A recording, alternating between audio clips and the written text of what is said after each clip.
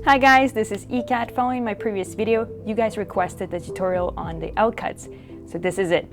But before I begin, credits goes out to Jerry Sestowski from the Encyclopedia of Playing Card Flourishes. And as someone in the comments mentioned as well, it is a must for basics on any flourishes out there. So if you can get your hands on it, please do, and I hope you enjoy this tutorial. To begin, I would recommend practicing this move with an old deck of cards, one that is not slippery. Okay? This is because the motion you're going to learn here may be difficult to do if your cards are slippery, and they will have a tendency to slip out of your fingers more easily.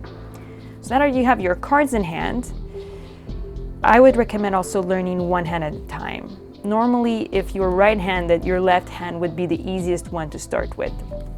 So just cut the deck in half and start learning with your left hand. Here is the grip. It resembles a tenkai palm. You are going to use your index to push the cards deeper into your palm, and you will see that this is the point where you want to clip everything between that palm and your thumb. So you are almost in a tenkai. Not really, because there's cards peeking out, and in a real tenkai, you would not have any cards peeking out. So close to a tenkai, but not exactly. Again, for me, I really like to use angles, and there is a strong angle when you're here. And I call it the perpendicular angle, because that's what you create, this perpendicular angle, 90 degrees. Next, you're going to take your ring finger, and your ring finger is going to cut a small packet from the bottom. You're just contacting here and cutting. Now you've just opened up the packet like a book. The next step is for your pinky to come and push this up from here. If you wanted to practice and see what the motion looks like, you can use your other hand and just push the packet. So this is exactly what the pinky will do. It will simply go here and push the packet. Now this will not be enough to push the packet, so you will have to give a little bit of a jolt motion like this.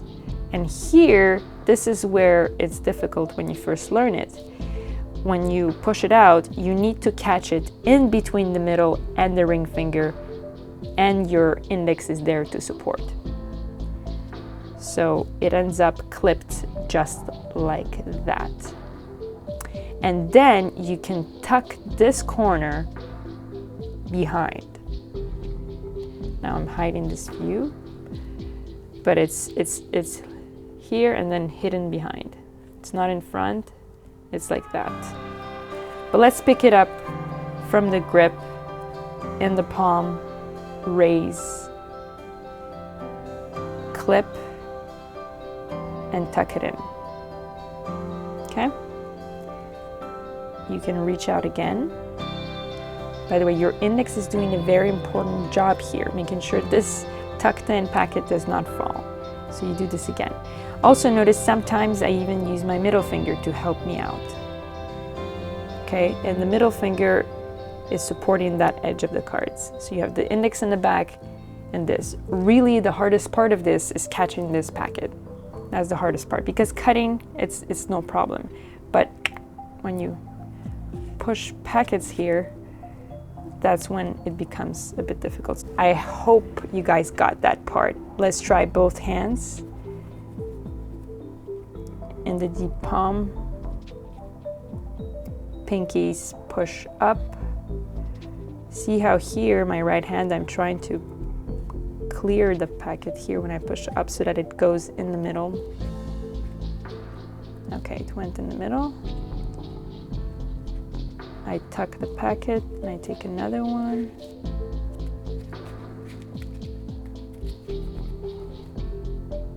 All right. And then a very simple closure. The rhythm could be symmetrical, where you're going to do exactly the same thing in both hands, or it could be asymmetrical, and this is the most common one. But I recommend mixing it up.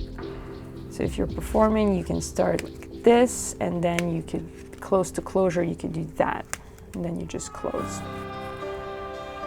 Speaking about how to close, You could close in many fashions. You could be like halfway and then just feed the packets. I usually close however I feel I'm comfortable in motion, because sometimes you're maybe not left with enough packets to go split into 3 and feed the packets like this.